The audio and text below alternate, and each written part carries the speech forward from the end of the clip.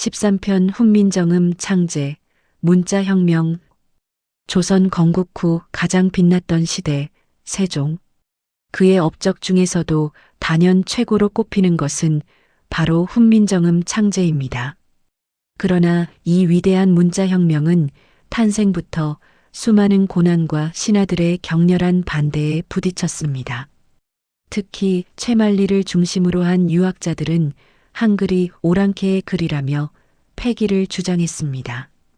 세종은 이 모든 반대를 어떻게 이겨내고 왜 그토록 백성을 위한 새로운 문자를 만들려 했을까요?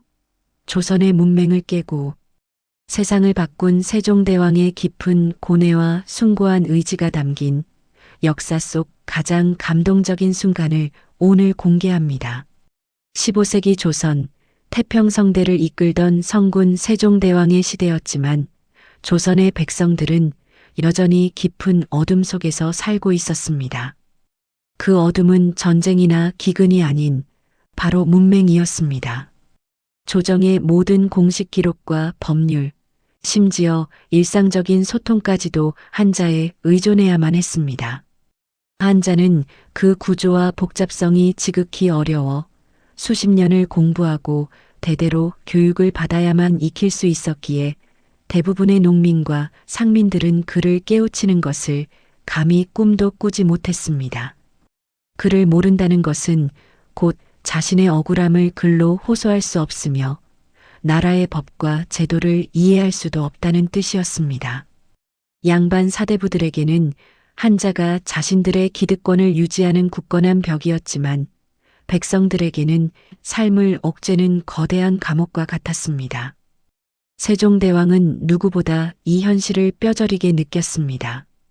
그는 경연에서 신하들과 유교 경전을 논하며 학문에 매진하는 한편 틈틈이 궁궐 밖 백성들의 삶을 살폈습니다. 조선왕 조실록에 기록된 바와 같이 세종은 백성들이 억울한 송사를 당해도 하소연할 글이 없어 눈물만 흘리는 모습을 보고 깊은 고뇌에 빠졌습니다. 특히 흉년이 들거나 불의의 사건이 발생했을 때 백성들은 왕에게 호소할 길조차 찾지 못하고 그저 운명처럼 받아들여야 했습니다. 나랏말이 중국과 달라 문자와 서로 통하지 아니하므로 이런 까닭으로 어리석은 백성이 이루고자 하는 바가 있어도 마침내 제 뜻을 펼 수 없는 사람이 많으니라. 세종의 이 말씀은 단순한 탄식이 아니라 문자를 만들겠다는 결연한 의지의 시작이었습니다. 그는 백성들이 그를 몰라 당하는 고통, 특히 법 앞에서 자신의 주장을 펼치지 못하고 억울하게 형벌을 받는 모습을 보며 왕으로서의 깊은 책임을 통감했습니다.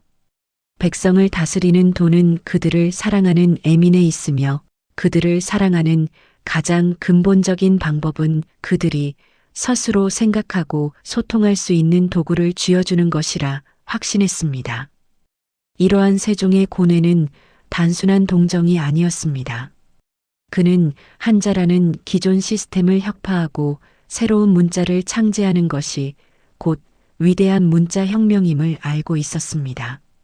이는 당시 조선이 명나라를 부모의 나라로 섬기던 외교적 상황과 오랜 세월 한자에 익숙해져 있던 사대부들의 뿌리 깊은 중화 사상에 정면으로 도전하는 행위였습니다. 세종은 자신이 추진할 이 일이 엄청난 파장과 격렬한 반발을 불러일으킬 것임을 예견했습니다. 때문에 그는 이 위대한 계획을 극비에 붙이고 집현전에 가장 신뢰할 수 있는 소수 학자들만을 불러들였습니다. 그는 자신의 집무실과 가까운 궁궐 깊은 곳에 비밀스러운 공간을 마련하고 그곳에서 문자 창제라는 불가능해 보이는 도전에 착수했습니다. 이 비밀 연구는 다른 신하들의 눈을 피해 주로 밤 시간에 이루어졌으며 연구 과정에서 오가는 모든 기록은 철저히 파기하거나 암호화되었습니다. 바로 이 순간 백성을 가르치는 바른 소리라는 뜻을 가진 훈민정음의 위대한 여정이 시작된 것입니다. 세종은 자신의 수권인 문자 창제를 위해 집현전 학자들 중에서도 학문적으로 가장 뛰어나고 왕의 뜻을 깊이 이해하는 인재들을 선발했습니다. 정인지, 성산문, 박팽년, 신숙주 등이 핵심 멤버였습니다. 이들은 왕의 지엄한 명령에 따라 다른 신하들은 물론 심지어 집현전의 다른 학자들에게까지 철저히 비밀을 유지하며 연구에 돌입했습니다. 그들이 모인 곳은 왕궁 깊숙한 곳에 마련된 특별 연구실, 외부와 단절된 고요한 밀실이었습니다. 이 밀실의 촛불은 밤새도록 꺼지지 않았으며 이곳에서 조선의 운명을 바꿀 문자 혁명의 청사진이 그려지고 있었습니다. 훈민정음의 창제 과정은 단순히 글자 모양을 만들어내는 것을 넘어선 동양 음성학의 집대성이자 현대 언어학의 기초를 다지는 혁명이었습니다. 세종대왕은 이미 어려서부터 의문 연구에 깊은 관심을 가지고 있었고 이는 곧 새로운 문자의 과학적 토대가 되었습니다. 그는 인간의 발음 기관을 면밀히 관찰했습니다. 혀의 움직임, 입술의 모양, 목청의 떨림 등을 분석하여 소리가 나는 원리를 파악하고자 했습니다. 이 원리를 오행과 삼재의 철학적 원리와 결합시켰습니다. 성산문과 신숙주 같은 젊은 학자들은 세종의 지휘 아래 중국의 의문학 서적인 운해 등을 연구하며 기존 의문 체계를 분석하고 이를 바탕으로 한글의 독창성을 확보하는 데 집중했습니다. 특히 신숙주는 명나라의 의문학자에게 직접 찾아가 자문을 구하는 등 문자 창제를 위한 자료 수집에 열중했습니다. 이들의 연구는 단순한 모방이 아닌 기존의 모든 의문 이론을 뛰어넘는 혁신적인 문자 체계의 완성이었습니다. 세종대왕은 문자 창제의 기본 원리를 직접 제시했습니다. 바로 우주의 근본 원리인 천지인 삼재와 인간의 발음 기관을 형상화한 상형의 원리였습니다. 초성 글자자 없는 혀, 입, 이 목구멍, 목의 모양을 본떠 만들었고 중성 글자 모 없는 하늘, 땅, 사람의 모양을 본떠 만들었습니다. 이처럼 과학적이고 철학적인 원리를 바탕으로 문자를 만든다는 것은 당시 세계에서도 유래를 찾아보기 힘든 위대한 발상이었습니다. 연구는 극도의 비밀 속에서 진행되었지만 학자들의 육체적, 정신적 부담은 극심했습니다. 밤샘 연구가 일상이었고 피로와 스트레스로 인해 병을 얻는 학자들도 있었습니다. 하지만 이들은 세종의 확고한 의지와 이 문자가 가져올 백성들의 삶의 변화를 생각하며 멈추지 않았습니다. 이 비밀 연구 과정에서 세종의 치밀함이 돋보였습니다. 그는 혹시 모를 신하들의 의심을 피하기 위해 표면적으로는 다른 중요 국정을 처리하는 데 집중하는 모습을 보였습니다. 문자 연구는 오직 밤늦은 시간에 최소한의 인원으로 오직 한글 창제에 관한 논의만으로 이루어졌습니다. 이 밀실 연구는 수년에 걸쳐 진행되었고 마침내 1443년 세종대왕은 28자의 새로운 문자 즉 훈민정음을 완성하게 됩니다. 완성된 훈민정음은 그 어떤 문자보다도 배우기 쉽고 모든 소리를 표기할 수 있는 완벽한 문자 체계였습니다. 하지만 이 문자를 세상에 내놓는 순간 세종은 자신이 예상했던 것보다 훨씬 더 격렬한 반대에 직면하게 될 것이었습니다. 1444년 2월 훈민정음 반포를 앞두고 조정에 폭풍이 몰아쳤습니다.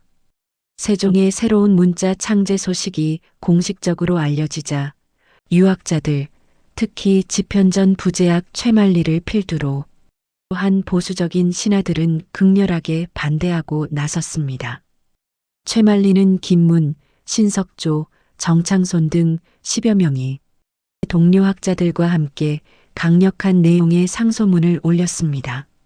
이 상소는 단지 새로운 문자에 대한 단순한 비판을 넘어 세종의 문자 혁명 자체를 부정하고 조선의 근본인 사대의 대의를 흔드는 것으로 간주하는 치열한 정치적 공방이었습니다.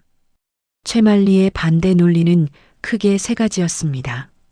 첫째, 사대주의의 훼손이었습니다. 우리나라는 선대 왕 때부터 중국의 제도를 따르고 한자를 사용해 왔는데 이제 갑자기 새로운 문자를 만드는 것은 스스로 오랑캐와 같다고 인정하는 것이며 명나라를 섬기는 대의에 위배된다. 고 주장했습니다. 그들에게 한자는 곧 문명이었고 한자 사용을 포기하는 것은 곧 중국 중심의 유교 질서에서 벗어나 미개한 나라가 되는 것과 같았습니다. 이러한 주장은 당시 조선의 지배층에게 깊이 뿌리내린 중화 사상의 표출이었습니다. 둘째, 실용성의 부족이었습니다.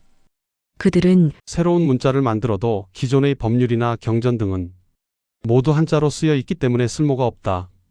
고 주장하며 백성들이 농사나 일에 전념해야지 쓸데없는 글자 공부에 시간을 낭비해서는 안 된다고 했습니다. 이는 백성을 무지한 상태로 두어야 자신들의 통치와 수탈이 용이하다는 기득권 수호의 본심이 숨겨져 있었습니다. 셋째, 선왕의 제도 계승 위배였습니다. 그들은 태종과 세종의 아버지인 태조가 세운 조선의 제도를 함부로 바꾸는 것은 선왕의 유지를 거스르는 불효이자 왕권의 안정성을 해치는 행위라고 주장했습니다. 이 상소는 조정 전체를 뒤흔들었습니다. 문자를 모르는 백성들에게는 희망의 빛이었지만 그를 아는 지배층에게는 자신들의 권위와 특권을 무너뜨릴 위협적인 혁명으로 다가왔기 때문입니다. 그들은 문자 해독 능력을 통해 관료직에 오르고 재산을 축적했으며 백성들 위에 군림할 수 있었습니다. 만약 백성들이 쉽게 그를 깨우친다면 자신들의 지위가 평민과 다를 바 없어지고 자신들의 부정부패가 만천하에 드러날 것을 두려워했던 것입니다. 상소는 신하들의 집단적인 불안과 불만을 대변했으며 세종의 뜻을 되돌리려는 최후의 시도였습니다. 세종은 최만리와 동료들을 궁궐로 불러들여 직접 대면하고 논쟁을 벌였습니다. 세종은 그들의 논리가 명분은 사대주의를 내세우지만 그 본질은 백성의 이익을 무시하고 자신들의 지위를 지키려는 탐욕임을 꿰뚫어 보았습니다. 세종은 신하들의 주장에 대해 조목조목 반박하며 훈민정음 창제의 정당성을 입증하려 했습니다. 이 논쟁은 단순한 학문적 논쟁이 아닌 백성을 위한 왕도 정치와 사대부들의 특권 유지라는 두 이념 간의 피할 수 없는 충돌이었으며 세종은 이 충돌 속에서 왕으로서의 자신의 사명감을 더욱 확고히 다졌습니다. 최만리의 상소와 이에 동조하는 신하들의 반발은 절정에 달했습니다. 그들은 문자 창제가 명나라의 비위를 거스를 것이며 나라를 어지럽힐 것이라고 끈질기게 주장했습니다. 이들의 집단적인 저항에 세종은 더 이상 인내할 수 없었습니다. 세종은 신하들을 모아놓고 단호하고 격정적인 어조로 자신의 의지를 천명했습니다. 그의 일갈은 조선왕 조실록에 고스란히 남아 있습니다. 만일 너희의 말대로 새 문자가 중국을 섬기는 대의에 위배된다면 이미 수많은 다른 나라들은 모두 자기 나라 글자를 쓰는데 그것들은 모두 오랑캐인가? 너희는 사서와 산경을 읽은 자들인데 백성의 공공함을 보고도 어찌 이처럼 무정할 수 있는가? 세종은 신하들의 주장이 근거가 빈약하며 그들의 속마음은 오직 자신들의 학문적 권위와 기득권을 잃을까 두려워하는 것임을 지적했습니다. 세종은 최만리에게 직접 물었습니다. 너희가 말하는 이치에 맞지 않는다는 것이 구체적으로 무엇이냐? 이 문자가 만들어진 상형과 합자의 이치를 아느냐? 그리고 너희가 나에게 반대하기 전에 문자에 관해 제대로 연구나 해보았느냐? 이 질문에 최만리와 신하들은 아무 대답도 하지 못했습니다. 그들은 훈민정음의 과학적인 원리를 알지 못했을 뿐더러 백성을 위한 문자 창제라는 왕의 깊은 뜻을 헤아리려 하지도 않았던 것입니다.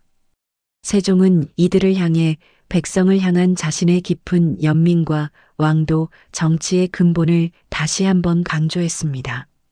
나는 단지 어리석은 백성이 그를 몰라 억울한 일을 당하고도 하소연하지 못하는 것을 불쌍히 여겨 쉽게 배우고 쓸 수 있는 글자를 만들어 그들의 삶을 조금이라도 편하게 해주고자 하는 것뿐이다.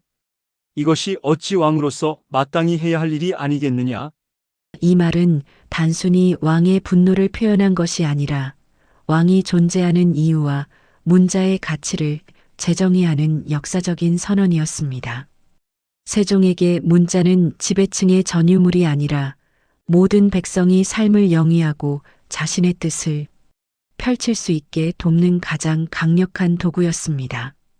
법은 백성들이 알 수 있도록 쉽게 전달되어야 하며 그것을 막는 것은 왕의 의무를 포기하는 것과 같다고 선언하며 신하들의 특권 의식을 정면으로 비판했습니다. 결국 세종은 반대 상소를 올린 신하들을 의금부에 가두는 강수를 두었습니다. 비록 얼마 지나지 않아 이들을 풀어주었지만 이는 더 이상 문자 창제에 대해 이의를 제기하지 말라는 왕의 단호한 결단을 보여주는 행위였습니다. 세종은 신하들의 반대를 잠재우고 자신의 의지를 관철시켰습니다. 문자혁명은 더 이상 비밀이 아니었으며 왕의 확고한 추진력 아래 조선의 역사는 새로운 문자 시대를 향해 나아가기 시작했습니다. 세종의 이 결단은 후대 왕들에게도 백성을 위한 창조적 혁신의 모범으로 남았으며 세종은 진정한 애민군주로서의 지위를 확고히 했습니다.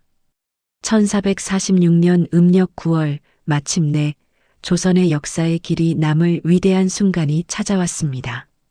세종대왕은 신하들의 격렬한 반대를 모두 물리치고 훈민정음을 공식적으로 반포했습니다. 백성을 가르치는 바른 소리라는 뜻의 이 새로운 문자는 왕의 애민 정신이 응축된 결과였습니다. 반포 당시 세종은 궁궐의 정전 앞에서 백성들을 향해 훈민정음의 창제 의의와 그 가치를 명확히 선언했습니다. 이 선언은 단순한 공포가 아니라 조선의 문자 정책에 대한 혁명적인 전환점을 의미했습니다. 그는 훈민정음의 원리와 사용법을 자세히 설명한 책인 훈민정음 해례본을 만들어 반포했습니다. 이 해례본에는 문자 창제의 철학적, 과학적 원리가 상세하게 기록되어 있어 후대 사람들이 한글의 위대함을 이해할 수 있는 결정적인 증거가 되었습니다.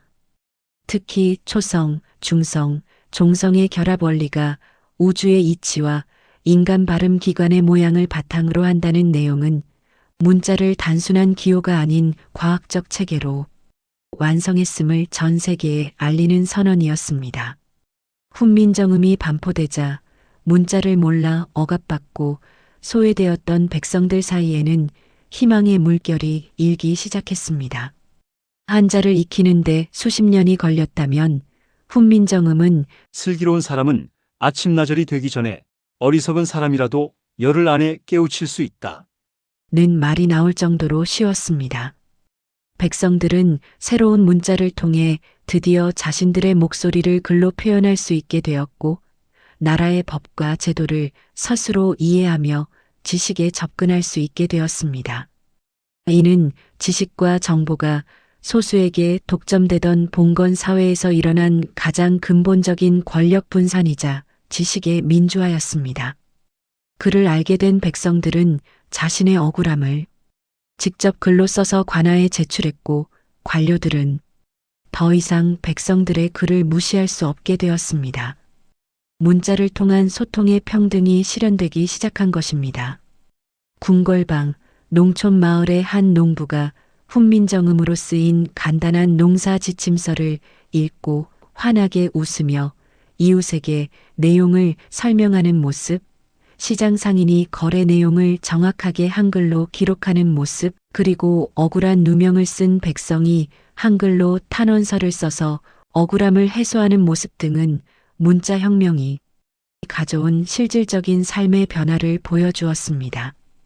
훈민정음은 백성들의 언어 생활을 송두리째 바꿔놓았으며 그들의 자존감과 사회 참여 의식을 높였습니다. 특히 여성들은 한자 교육에서 철저히 소외되었던 주요 계층이었는데 훈민정음의 등장으로 그를 깨우치는데 선두에 서게 되었습니다. 그들은 이 문자를 통해 편지를 쓰고 노래를 기록하며 자신들만의 정서를 담은 내방가사나 한글, 소설 등의 문학을 창조하며 문화를 꽃피우기 시작했습니다. 이처럼 궁중의 엄격한 규율과 한자의 벽에 갇혀있던 조선의 여성들에게 훈민정음은 소통과 감정 표현의 해방구가 되었을 뿐만 아니라 여성문학이라는 새로운 영역을 개척하는 도구가 되었습니다. 물론 사대부들은 여전히 훈민정음을 언문이라 폄하하며 경시했지만 세종대왕은 이 반발에 굴하지 않고 훈민정음을 적극적으로 국정에 활용하며 새로운 문자의 실용성과 가치를 온몸으로 증명했습니다. 세종의 애민 정신이 결실을 맺은 이 순간 조선은 비로소 문자 강국으로 도약할 발판을 마련했습니다.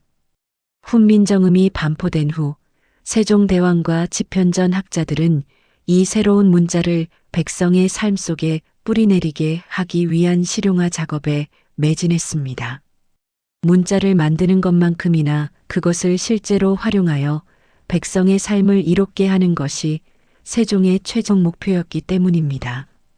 세종은 훈민정음이 단지 쉬운 글자에 머무는 것이 아니라 국가 통치와 백성 교화의 강력한 도구가 되기를 원했으며 이를 통해 부국 강병을 이루고자 했습니다. 가장 먼저 착수한 것은 국가적 차원의 문헌 편찬이었습니다. 세종은 훈민정음을 통해 역대 왕조의 정통성을 확립하고 불교적 가르침을 대중화하며 농업기술을 보급하고자 했습니다.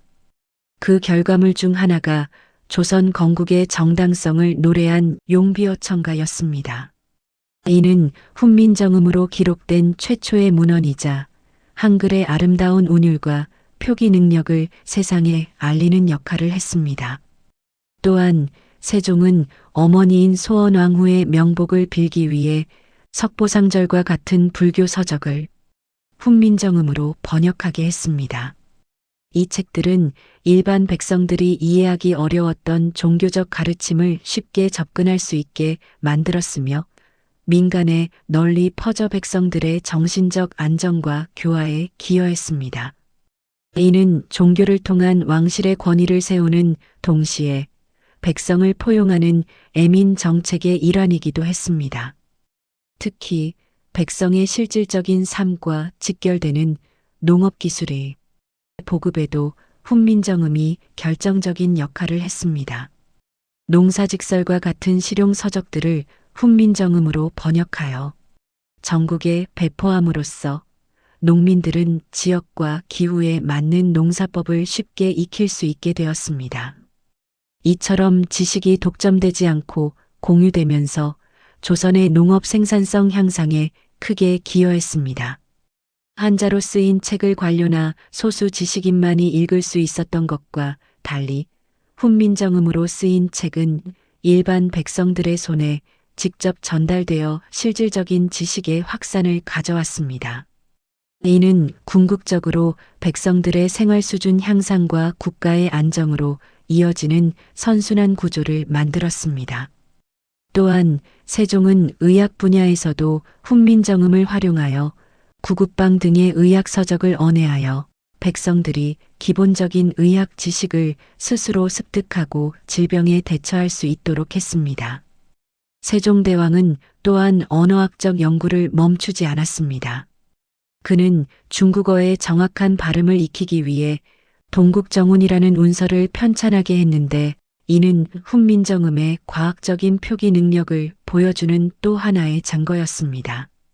이 모든 노력은 훈민정음이 단순히 임시적인 문자가 아니라 조선의 문화와 정신, 그리고 과학적 역량을 담아낼 수 있는 완벽한 문자체계임을 증명했습니다. 훈민정음의 창제는 조선의 지식층에게는 충격이었지만 백성들에게는 축복이었습니다. 이 문자혁명은 이후 조선 후기 실학의 발전과 민족 문화의 융성에 중요한 토대가 되었으며 문자를 통한 소통과 지식의 공유가 한 나라의 운명을 어떻게 바꿀 수 있는지를 보여주는 역사적 사례가 되었습니다. 세종은 훈민정음으로 문맹의 벽을 허물고 백성이 주체적인 삶을 살 수 있는 토대를 마련했으며 이는 곧 진정한 왕도 정치의 실현이었습니다. 세종대왕의 서거 이후 훈민정음은 그 위대한 가치에도 불구하고 순탄치 않은 길을 걸어야 했습니다. 여전히 한자를 고집하는 사대부들 사이에서는 훈민정음을 천시하는 경향이 남아 있었으며 공문서에는 한자를 계속 사용했습니다. 연산군 시대에는 훈민정음이 혹독한 시련을 겪었습니다. 연산군은 자신의 폭정을 비판하는 내용이 언문으로 쓰여 백성들 사이에 퍼지는 것을 극도로 두려워했습니다. 그는 훈민정음 서적을 불태우고 심지어 언문 사용자들을 붙잡아 신문하고 처벌하는 언문 탄압령을 내리기도 했습니다. 문자혁명의 빛은 잠시 어둠에 가려지는 듯 했으며 백성들은 숨죽여 훈민정음을 사용해야 했습니다. 이는 왕이 백성을 사랑하는 문자를 또 다른 왕이 백성을 억압하는 도구로 활용하려 했던 비극적인 역사였습니다. 그러나 백성들의 입과 손을 통해 전해진 훈민정음의 생명력은 강했습니다. 아무리 탄압해도 백성들의 일상 속에 스며든 훈민정음은 결코 사라지지 않았습니다.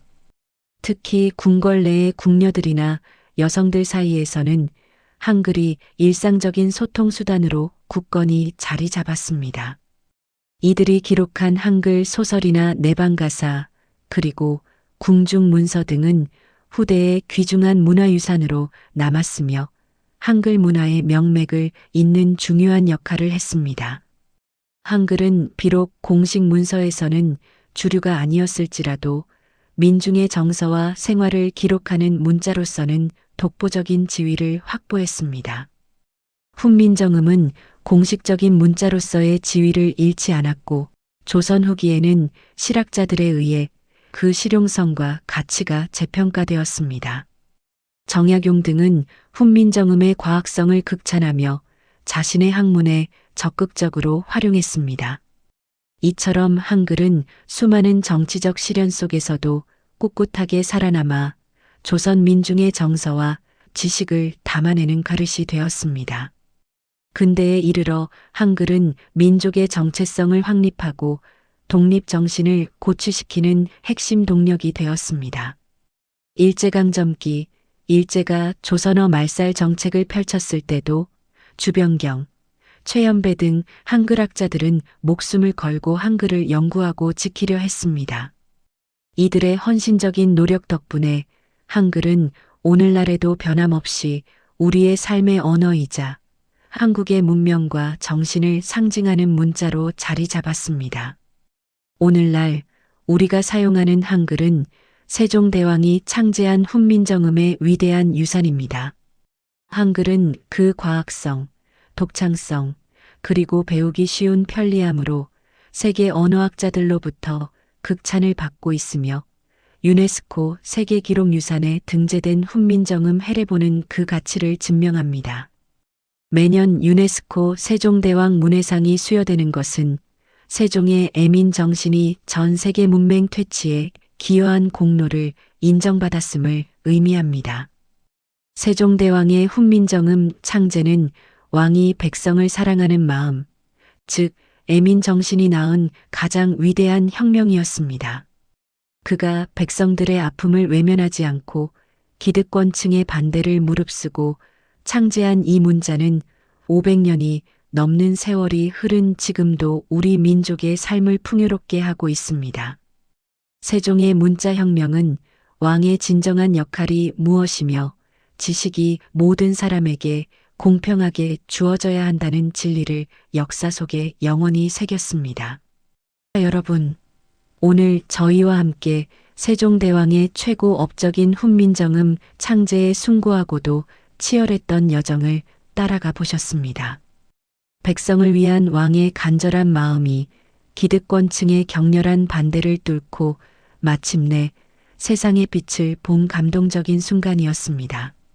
훈민정음은 단순히 글자를 만든 것을 넘어 지식을 소수의 특권층으로부터 해방시켜 모든 백성에게 공평하게 나누어 준 위대한 민주화 혁명이었습니다. 세종대왕은 문자의 과학성과 쉬운 사용법으로 문맹의 벽을 허물었고, 이는 우리 민족 문화의 근간이 되었습니다. 오늘날 우리가 누리는 이 모든 편리한 소통과 찬란한 K-문화는 바로 580여 년 전 어둠 속에서 백성의 아픔을 보고 고뇌했던 세종대왕의 깊은 애민 정신이 남긴 영원한 유산입니다. 다음번에도 조선 왕조실록 속에 숨겨진 더욱 흥미롭고 감동적인 역사 이야기로 찾아뵙겠습니다. 구독과 좋아요, 알림 설정 잊지 마시고 다음 시간에 만나요. 감사합니다.